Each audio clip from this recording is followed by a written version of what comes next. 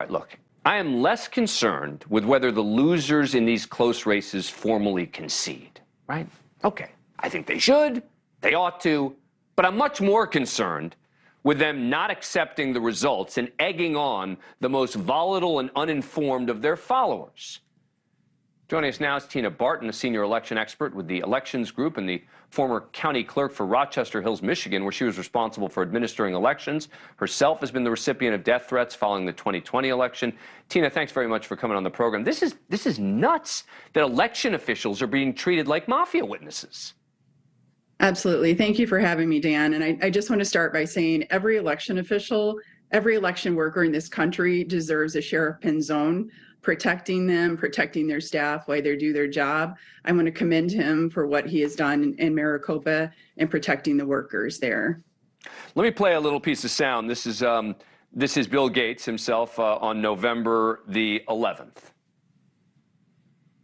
So to see, national networks out there and their hosts saying, not being truthful about why it's taking this period of time, that's frustrating to these people back here who are doing an incredible job.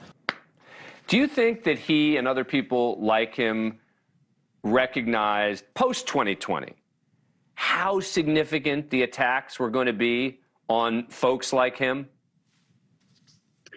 I would say that over the last 2 years, election officials certainly have been preparing for what could happen in this election cycle and making sure that we have been posting out truthful statements, obviously, that are like regarding election processes and election procedures in preparation of what we anticipated could be that same vitriol that we experienced in 2020. So yes, we experienced it. We knew it was going to happen, and we were expecting it to happen this time. And I think that we did a better job in promoting our processes and what we do out there for people to have a better understanding. I made a specific point there where I referred to people not conceding. People point to Stacey Abrams, right? I was very critical of her for not conceding the race. But there's a difference between not conceding, which isn't good.